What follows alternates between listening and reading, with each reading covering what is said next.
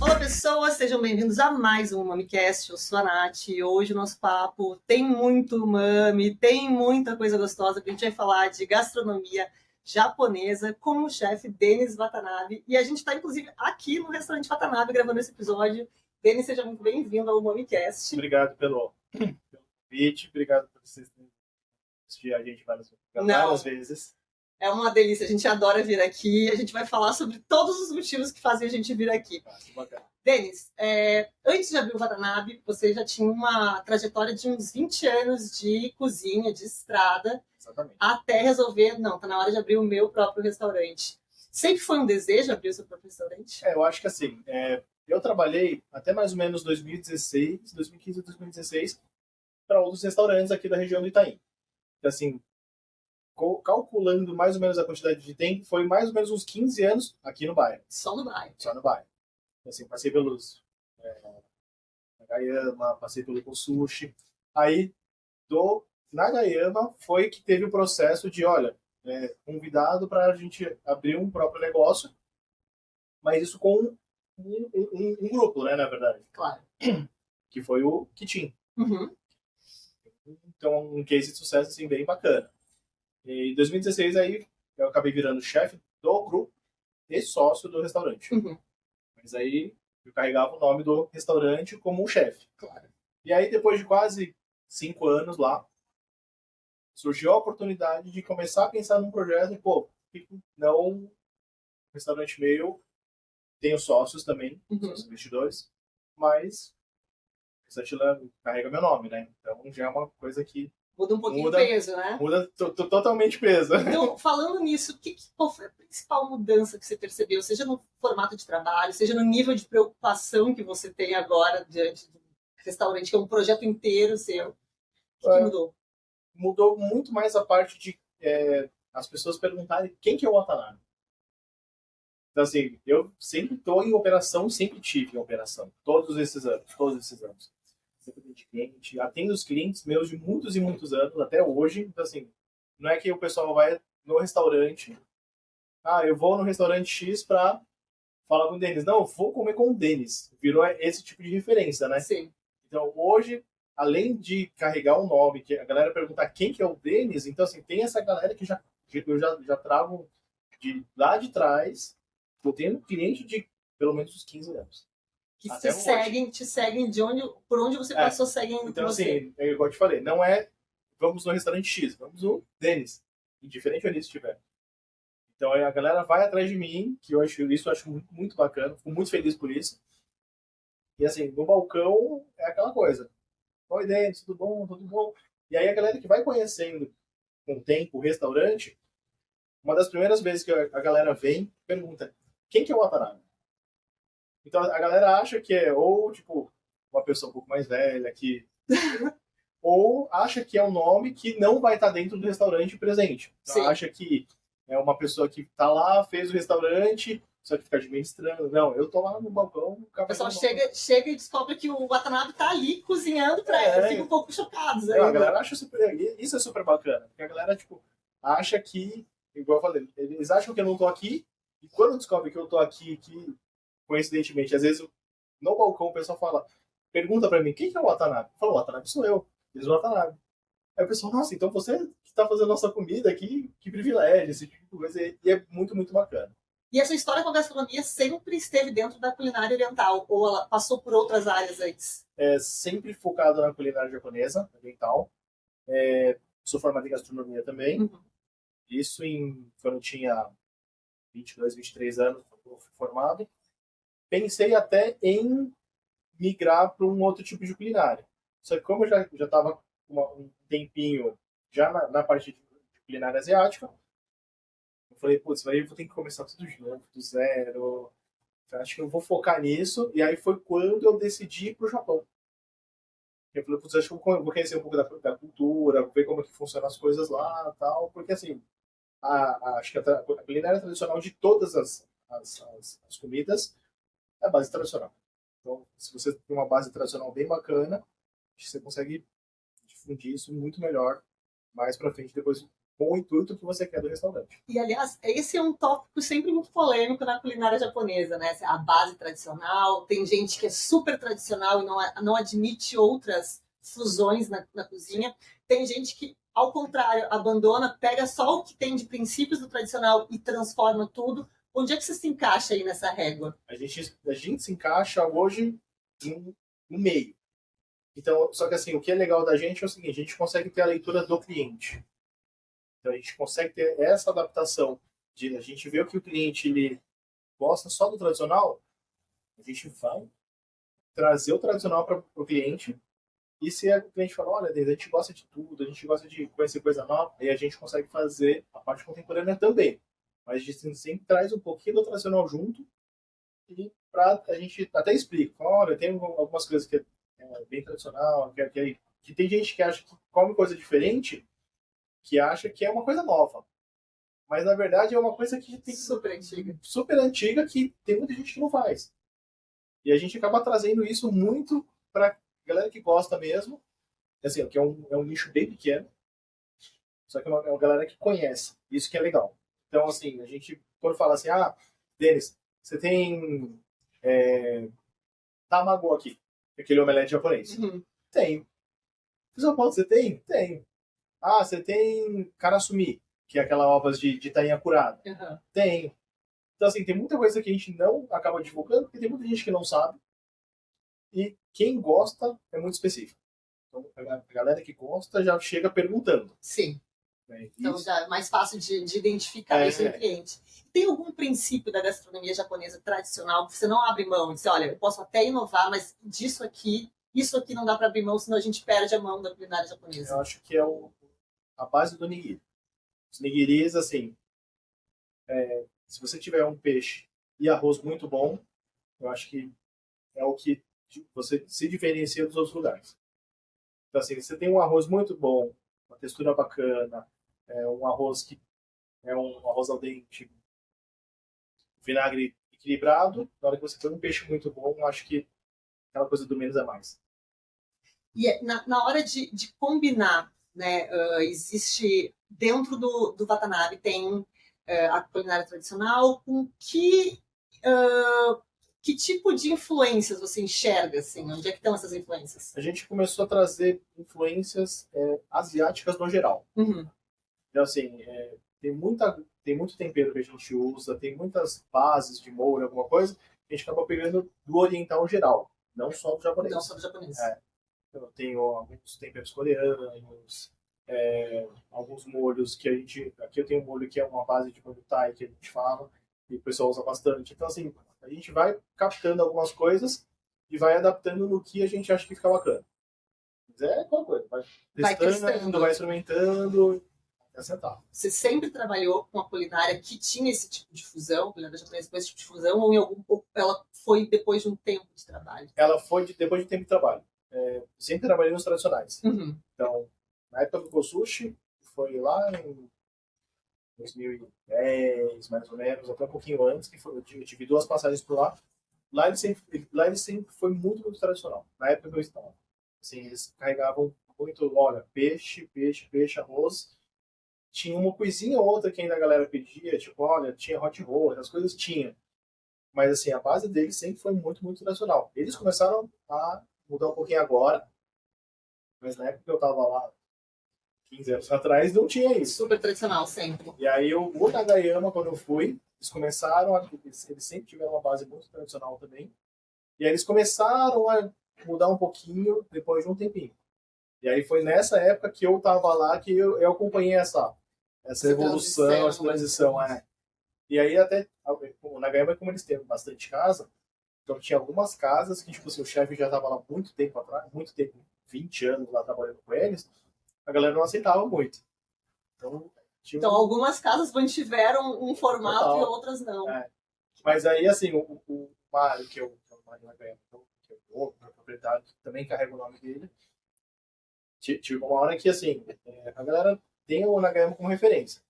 Então, tem o da Consolação, a galera vai até o do Itaim, é outra coisa, diz assim, pô, mas é Nagayama. Aí teve uma hora que ele teve que intervir para falar, gente, vai ter que fazer. Vamos ter que fazer, vamos ter que equilibrar e fazer igual. Total. E aí foi o que acabou acontecendo. Isso é uma coisa muito curiosa, né? A gente ouve muito falar, ouve-se falar que a comida japonesa que existe no Brasil, ela não tem absolutamente nada a ver com a comida japonesa que existe no Japão. Só que, ao mesmo tempo, a gente está em São Paulo, um lugar onde a gente tem uma culinária super tradicional de todos os países possíveis. Assim, eu até gosto de brincar com o Thiago, porque volta e meia a gente vê alguma nacionalidade, a gente diz, vamos procurar se existe restaurante dessa nacionalidade em São Paulo, e sempre aparece. Sempre aparece. Então, assim, por mais que a gente tenha uma quantidade enorme de adaptações nacionais para a culinária japonesa, a gente também encontra muita coisa muito tradicional aqui em São Paulo. Mas quando você chegou no Japão, o que foi?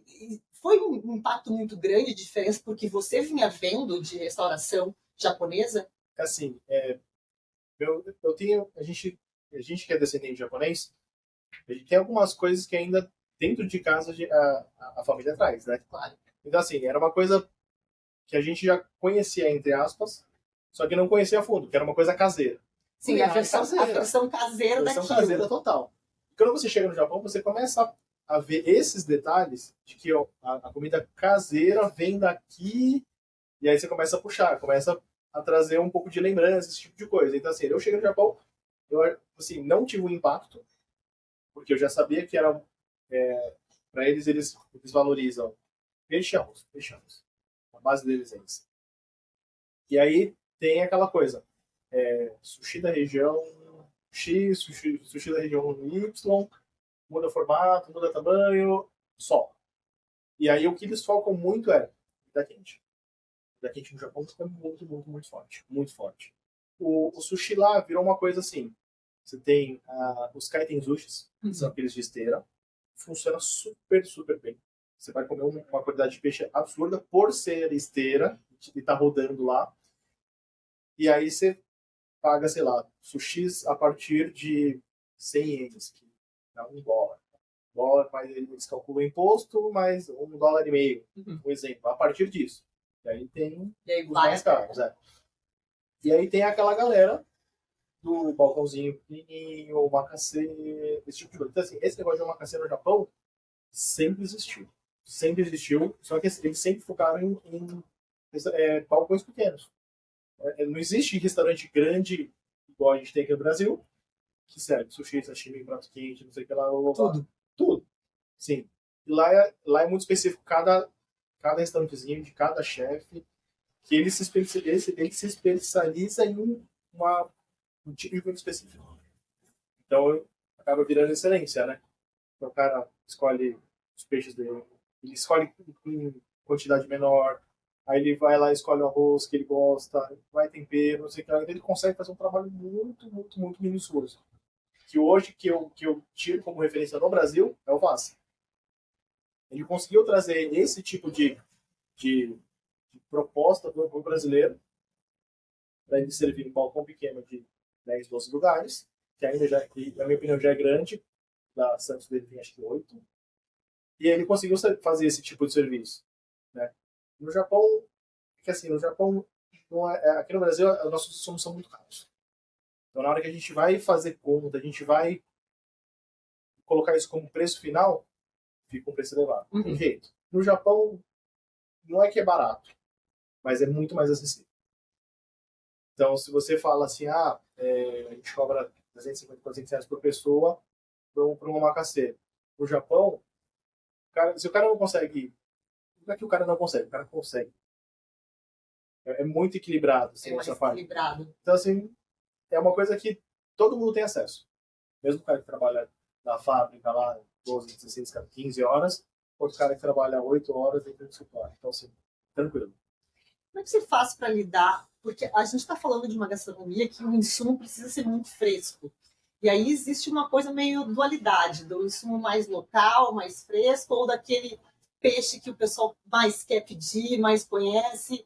Você trabalha bastante com peixes nacionais também. Como é que funciona a escolha para esses peixes? E a substituição daquilo que é o mais padrão que todo mundo espera para o peixe mais fresco, local? E como é que funciona a venda disso para o cliente? Hoje, a gente tem alguns fornecedores de peixe específicos para restaurante japonês. Então, assim, fornecedor de atum, essas coisas, a gente tem, sei lá, 3, 4 que entregam um peixe de muita qualidade e eles dão prioridade para restaurante. Primeiro, totalmente para restaurante. A maioria dos peixes são todos locais.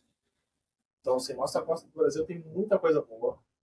Só que aí depende da nossa... Como a gente tem um clima tropical, depende da época. Depende da época. Tá mais quente, tá mais frio, influencia já no peixe. Então, assim, você pega peixe que no verão vai estar mais magrinho. Não importa. Quando chega no inverno, aí, segunda semana de inverno, os peixes começam a ficar todos mais, muito mais saborosos.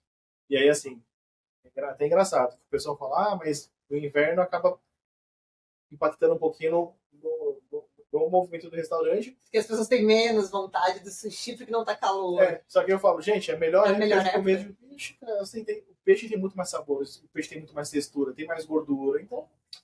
Mas a galera tá começando a entender que, assim, não tem muita... Deixou de ter essa época de quente, frio. Galera... Até porque a gente toma Coca-Cola no inverno também, né? Gelada. E toma café no verão, então tá tudo certo. Essa coisa eu também não sou muito assim. O pessoal não vinha buscar o vinho branco pro verão, o vinho tinto. Claro que eu não quero tomar um vinho tinto de 16 graus de álcool no calor, mas assim, se tiver um condicionado, eu tô tomando, tá tudo certo. Só ambientar e botar a roupa certa, que não tem época certa para comer ou beber alguma coisa. Falando então da sazonalidade, quanto isso implica no cardápio? O quanto tem que mudar, ou vocês conseguem manter as mesmas coisas, mais ou menos só adaptando? Os peixes de uma época, eles são semelhantes aos de outra época? Assim, a gente sempre procura trabalhar com a base de todos os peixes. Se a gente começa a ver que começa a mudar, eu começo a diminuir alguns peixes específicos. Então, por exemplo, carapau, serra, que tem o gosto um pouquinho mais acentuado. Eles estando magros, fica mais ainda. Então, assim, vou ter. Só que para quem quer muito e gosta, que não vai se importar. Que ele gosta realmente do peixe, indiferente de se ele esteja magro ou gordo. E aí a gente até explica, olha, isso aqui tá mais magro, isso aqui mais... o sabor vai ficar um pouquinho mais acentuado, então... O que a gente fala, a gente quer comer, tá tudo certo. Eu vou ter como opção fresco, do mesmo jeito, da mesma qualidade, só que vai mudar o peixe em si mesmo. Vai ter a intensidade de sabor dele vai ficar uma coisa que a gente não tem controle. Até porque a gente tem muito hábito, isso que eu estava falando antes, a gente tem muito hábito de pensar em sushi, sashimi, pensar em salmão e atum, e acabou por aí. E em várias regiões do Brasil, realmente é isso que a gente tem à disposição ali. E aí a gente também, isso acaba adaptando o paladar brasileiro ao peixe ser super, quase sem sabor nenhum, né? Isso. E aí rola muito esse estranhamento quando vem um peixe mais intenso. Acontece de receber um peixe muito fora do comum e você vai servir só essa semana enquanto tem e na semana que vem já não tem? Então, o que acontece, por exemplo, esses peixes que a gente, tirando salmão e atum, que é o fluxo que a gente precisa ter, a gente trabalha com robalo, com buri, esses peixes já é sazonal. Então, assim, o robalo ainda, eles têm uma demanda grande, mas os outros peixes que a gente chama de peixe de pele azul, ele assim, naturalmente ele já tem uma sazonalidade diferente. Então pode ser que eu tenha carapau hoje e amanhã não. O meu fornecedor. É que eu trabalho com um fornecedor específico para meus peixes. Ele me entrega qualidade, ele me entrega volume. Só que assim, quando tem pouco, ele me liga e fala, Denis, tem pouco, você vai querer?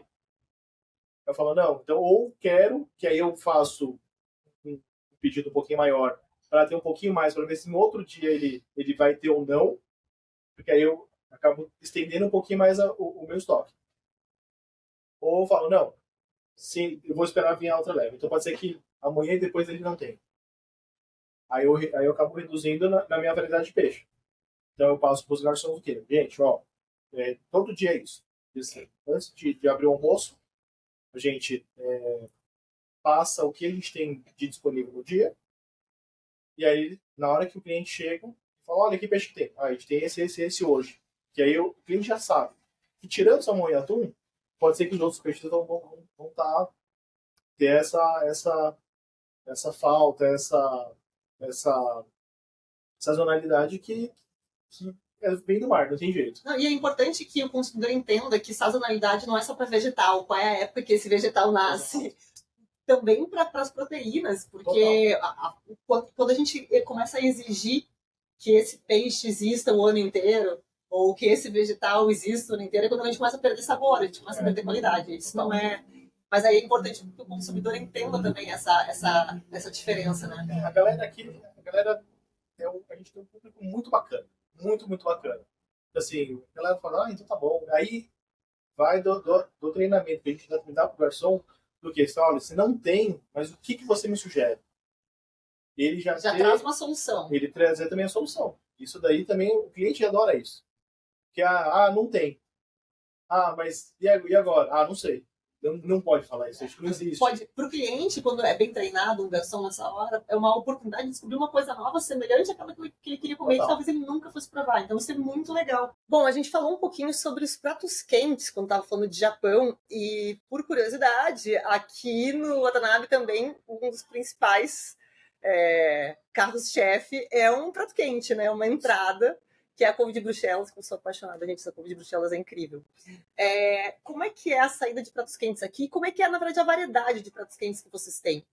A ideia, quando a gente foi montar aqui o restaurante, eu pensei o seguinte, peixe bom, todo mundo tem acesso.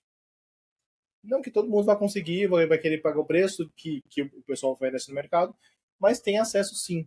Então, assim, além do sushi sashimi que a gente tem, a variedade, a qualidade, a maioria das casas oferecem normalmente os tradicionais. Então, yakisoba, shimeji, tempura, salmão grelhado, e é isso. Então, assim, você vai nos restaurantes, você vai pedir alguma coisa quente, é basicamente isso. Uhum.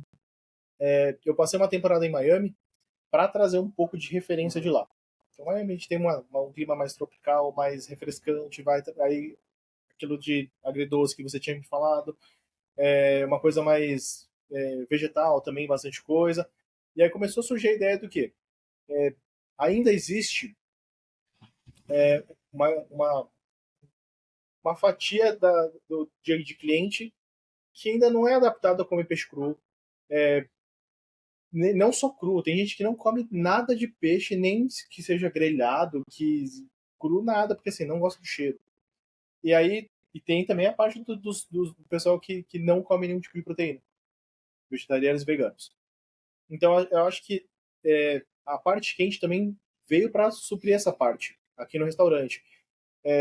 Eu vejo o quê? Que tem, vou dar um exemplo de um casal, que se a esposa não quer comer ou a namorada não quer comer e o cara quer comer sushi, eles não vêm.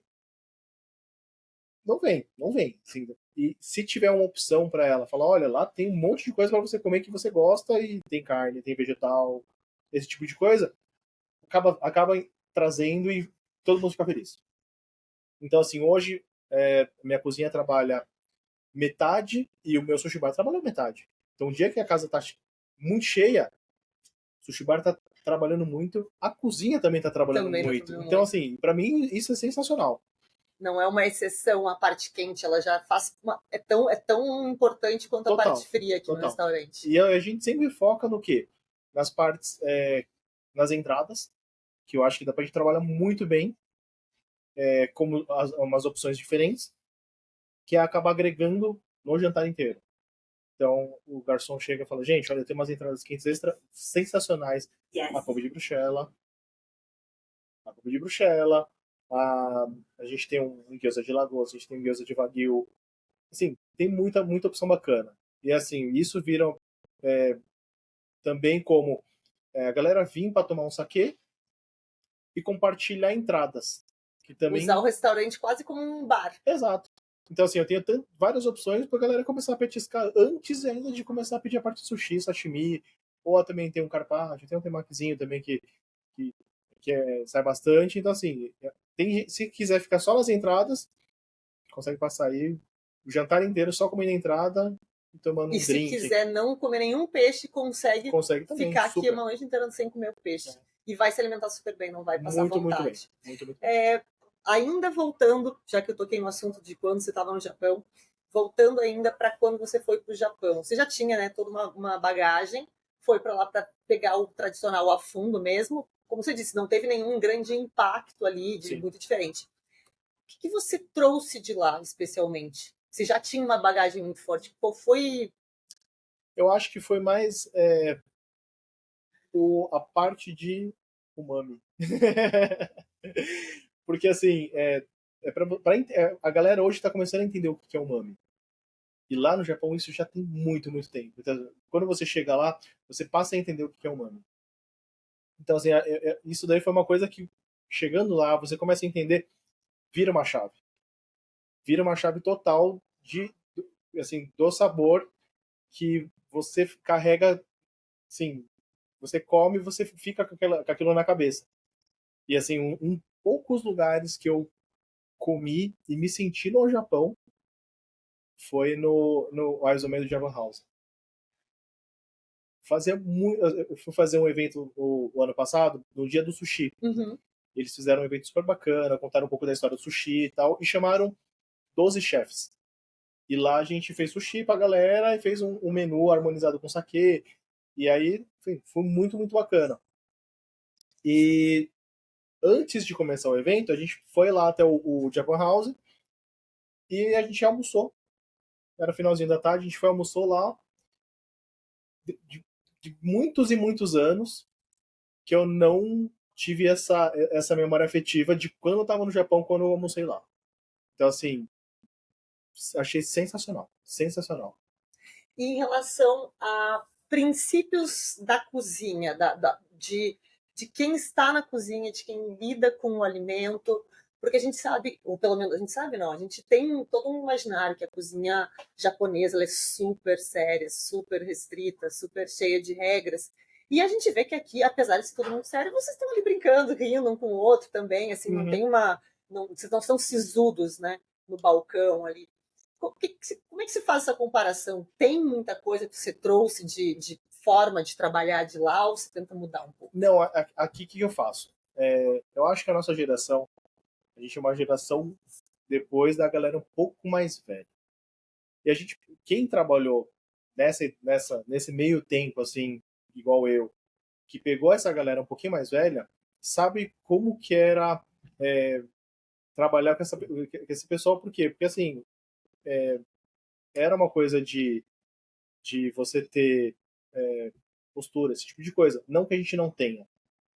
Só que eu vejo que um ambiente muito sério, muito acaba ficando meio pesado. Fica tenso, né? Fica Ele passa do tenso, sério total. pro tenso. Então, assim, foi bom pra gente passar por esse processo? Com certeza foi. Porque você tem disciplina, você tem vários tipos de coisas. Como eu falei, como a gente é um pouco mais novo, então, assim, eu falo que é uma geração de chefes novos da galera. 30, 35, até de 30 a 40 anos, que agora que tá esse perfil dessa galera hoje no mercado, eu acho que muda um pouquinho o perfil, por quê? Porque você acaba deixando o ambiente um pouco mais tranquilo, um pouco mais leve, conversa com o cliente, dá risada, a gente brinca com o parceiro do lado, e assim, e fica gostoso. Então, assim, eu sempre trago um ambiente muito tranquilo, não só aqui, como eu estava nos outros restaurantes também, justamente por causa disso. Então, assim, tem gente que tem um perfil um pouquinho mais sério, tá bom. Você tem o seu perfil e tá tudo certo. Tá tudo Tá certo. tudo certo. Aqui, o dia que você tiver, o dia que você vier à noite também, e a gente vai estar conversando, você vê que a gente tá dando risada, a gente tá conversando, batendo Sim, não papo. é que vocês estão gritando, mas a gente tá vendo que vocês estão trocando olhar, estão sorrindo, Exato. tá tudo em silêncio ali, mas tem uma interação normal. Antigamente, o que acontecia? Tinha muita rincha entre sushi bar, salão e cozinha.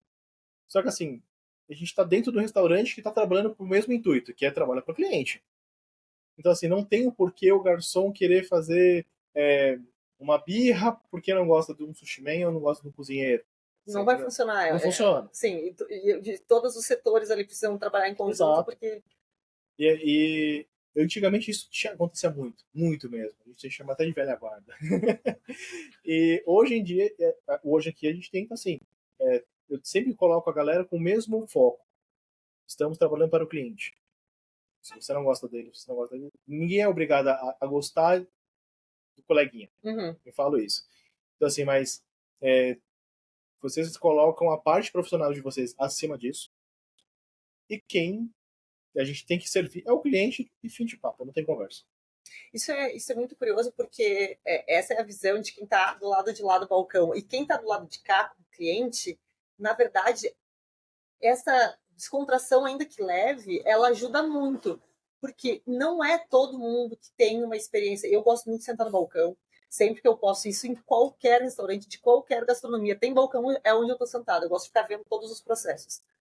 Mas a culinária japonesa, que geralmente é mais séria, mais sisuda, mais silenciosa, o cliente que não está acostumado, que está sentado no balcão pela primeira vez, que vai fazer uma experiência de omakase pela primeira vez, ele pode se sentir até um pouco desconfortável, Total. porque eu não sei exatamente o que fazer, eu não sei se eu estou me comportando muito bem, e aí quando a pessoa do outro lado está muito séria, a gente também não sabe se pode perguntar, se eu vou me sentir, será que ele vai achar que eu sou muito burra se eu perguntar isso? E é importante que tenha um pouquinho de abertura, pelo menos do outro lado. Hoje eu perguntei para você, olha, eu não sei, assim, você temperou a minha pecinha ali com wasabi, mas não com o shoyu. Como é que eu faço para botar a quantidade certa? E você me ensinou, então tá, agora eu vou fazer da quantidade certa. É importante. Se eu não percebo uma abertura do outro lado, eu me sinto desconfortável para fazer uma experiência que eu gosto muito de fazer, e é aí que acaba afastando um pouco o público e dizendo, eu acho que essa experiência não é para mim, né? Isso é muito complexo para mim. Exato. Que é o que acontece no mundo do vinho também, que é no mundo dos destilados no geral. Se é muito sisudo e eu tô tendo o primeiro contato, eu acabo ficando com medo de voltar, porque eu não sei muito bem o que fazer. Então, eu acho que eu perguntei, mas eu acho que é muito importante essa descontração, essa proximidade do cliente, Uhum. que muitas vezes não tem.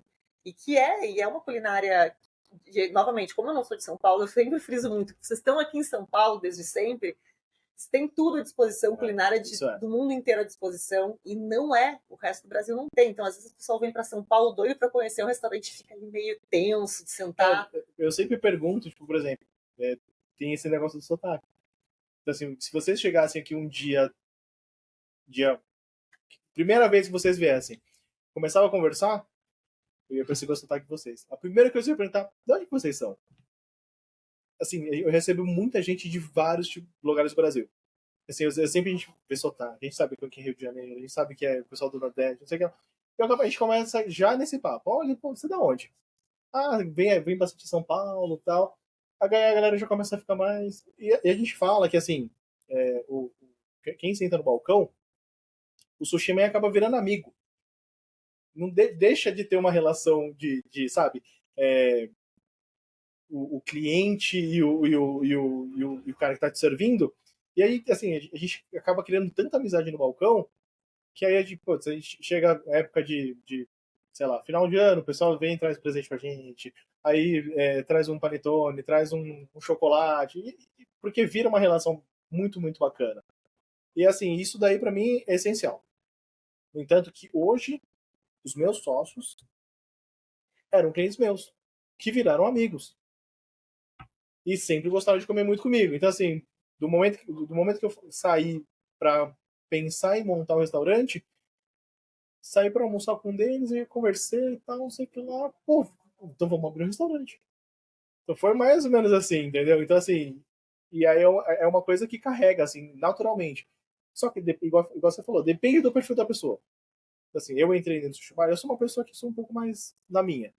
Mas, assim, entrou dentro do sushi bar, vai atender o cliente, sou outra pessoa. Então, conversa, bota papo. E o cliente é legal, por quê? Porque o cliente sempre, ele quer sentar lá, às vezes o cara tá no trabalho, falando de trabalho, não sei o que lá, ele senta no balcão, quer tomar um drink, um saquê, alguma coisa, quer comer, e ele não quer conversar com uma outra pessoa do trabalho que ele estava tendo. Ele quer conversar com uma coisa totalmente aleatória. É um balcão que não importa se é um balcão de restaurante japonês, se é um balcão de boteco, é o balcão onde a gente senta e esquece. Porque pega um drink e esquece. Se ele fala assim, vamos almoçar com um amigo meu, eles vão conversar Falar de trabalho. Aí tem muita gente que chega na minha frente, ei, Denis, tudo bom?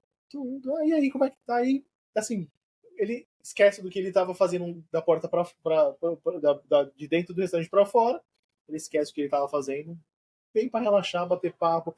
eles querem bater, o pessoal quer bater papo pra, assim, relaxar.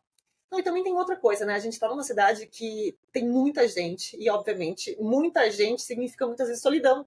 É muita gente que vem para cá para passar a semana e voltar para sua cidade, é Sim. muita gente que vem para cá e não tem amigos, não tem família, tá sozinho, então é muito legal poder sentar num balcão e jantar, que não é muita gente que gosta de fazer uma refeição sozinho. Uhum. Mas é muito legal poder sentar no balcão sozinho, mas tá ali batendo um papo com uma pessoa, você não tá comendo sozinho de fato, Exato, né? exato. Você É tem o que uma eu falo. companhia ali. Pessoal, tem gente que. O meu balcão, ele tem um número ímpar justamente por causa disso. Alguém vai estar sozinho. Alguém vai estar sozinho. Sempre. Então, assim, aí o pessoal fala, porque a gente sempre pergunta para começar a servir. Então, assim, oi, tudo bom? Se senta a primeira pessoa. Tá esperando alguém? Aí a gente fala, ah, não. Aí ele fala, não, eu tô sozinho. Eu falo, não, sozinho não, você tá com a Você gente. tá comigo aqui, Você né? tá com a gente. Aí já quebra o clima, aí o pessoal já fica mais animado e começa a bater papo e tal. E a gente vai desenrolando. Agora, uma pergunta que não tem nada a ver com o restaurante. Fora daqui, você cozinha em casa? Eu passo a maior Parte do tempo parte aqui. do tempo aqui. Mas, assim, cozinho um pouco de tudo. Então, se tiver que fazer alguma coisa em casa, faço numa boa. Qualquer gastronomia. Não tem nada de preferência, assim, Não, alguma não, coisa não. está se arriscando mais. Se chegar e falar assim, Denis, o que você quer comer? Eu vou falar churrasco. Ó, mas lá no começo da nossa conversa, você falou que chegou um momento da sua carreira que você até pensou em ir para um outro caminho Pois e é. aí foi pro Japão. Que caminho é esse que você estava pensando na época? Comida europeia. Ou fazer uma francesa, ou fazer uma contemporânea. Algum tipo. Clássicos ou contemporâneos europeus. Diferente. Pensei, analisei pelo menos uns 6, 7 meses aí, pra ver se ia ou não. E agora, para quem vem aqui no restaurante pela primeira vez e se depara com essa quantidade de pratos quentes também, tem omakase, são muitas opções. A pessoa pode escolher sentar no balcão e ser servido por vocês, pode escolher seu próprio prato. Uhum. Para uma pessoa que nunca teve uma experiência aqui, tem alguma dica, algum guia, alguma coisa que ela não pode perder de jeito nenhum? Eu acho que assim, se nunca veio e gosta de experiência omakase, a gente vai ter. Tem muita gente que tem um pouco de restrição. Uhum. Então, assim, senta no balcão, bate papo com a gente vai indicar a melhor coisa. A gente sempre se preocupa muito com esse tipo de coisa de restrição. Porque existe restrição alérgica, existe restrição de que eu não gosto realmente, existe que não pode comer algum tempero. Então, assim, isso a gente se preocupa muito. Por quê? Eu, curiosamente, tenho alergia a crustáceos. Sério. Não posso comer. Tenho alergia. Mas não é aquela alergia que só de estar no mesmo ambiente te afeta. Depende. Depende. Depende, mas, por exemplo, não dá pra eu comer camarão, assim, desde sempre. Não posso comer nenhum tipo de crustáceo. Lagosta, lagostim, caranguejo, nada. Que triste pra você. Não sei nem o gosto, pra você ter uma ideia. Que bom, melhor não saber. É, isso melhor mesmo. não saber. É o que todo mundo fala. E não só eu, como o Takeshi, que é o meu chefe lá embaixo, ele também tem. Mentira. Bom, vocês não servem nada de crustáceo aqui no restaurante, então? A gente serve tudo. Tudo. E nunca teve nenhum problema, nenhum de vocês nunca Não, se contaminou não. sem querer? Porque assim, a gente sabe.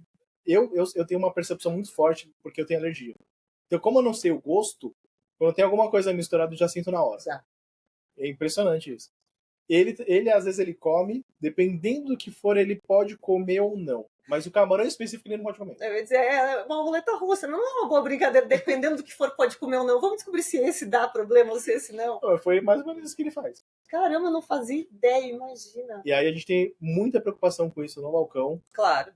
Pra ter esse tipo da experiência. Porque assim, isso pode estragar toda a experiência da pessoa e por água abaixo, né? Tudo. Exato. Então, assim, a gente sempre pergunta, gente, vocês não têm nenhum tipo de alergia, tal, não sei o que lá. Glúten também, a gente pergunta tudo. E aí, a partir disso, como base, a gente vai sugerindo as coisas dentro do que a pessoa pode comer.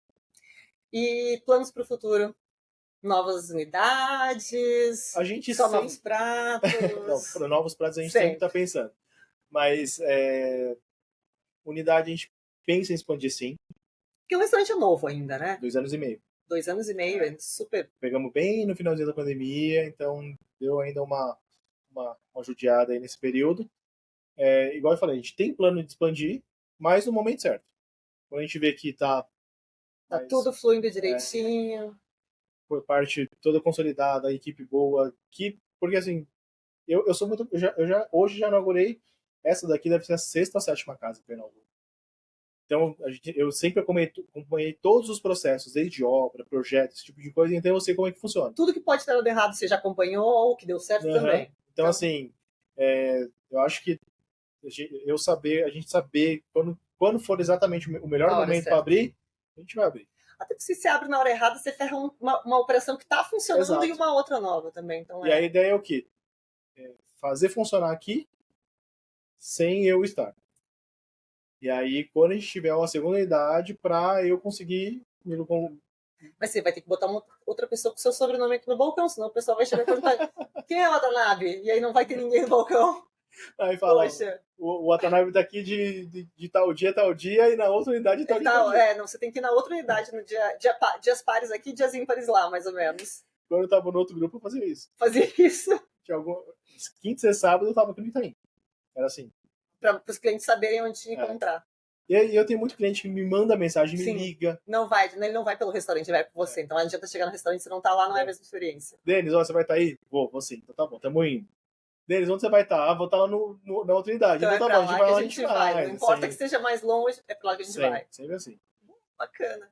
Denis, eu adorei esse papo. Se quiser... primeiro, né? A gente não disse onde fica o restaurante, para quem quiser visitar. Rua Pedroso Alvarenga, 554, Itaim Bibi. Super fácil, não tem erro. Então, funciona meio-dia também? Meio-dia até as 3. A gente tem um intervalozinho pra galera dar aquela descansada. Retorna às 19 até meia-noite. O único dia que eu fecho às 11 é a segunda-feira. Mas abre segunda-feira normalmente. Abre segunda-feira normalmente, só que eu encerro às 11. E o delivery? Delivery até do meio-dia às 3, das 19 às 11, todos os dias. Por aplicativo próprio ou... iFood e Rappi. Perfeito. Então, eu acho que é isso, minha gente. Estão todos convidados para vir se deliciar com a maravilhosa couve de Bruxelas. Eu sempre falo da couve de Bruxelas, é a coisa mais engraçada do mundo. Eu ficar indicando num restaurante japonês e você precisa ir lá comer couve de Bruxelas. As pessoas olham assim, menina, tá louca? Uma coisa bem bacana. Sabe o Gaspar?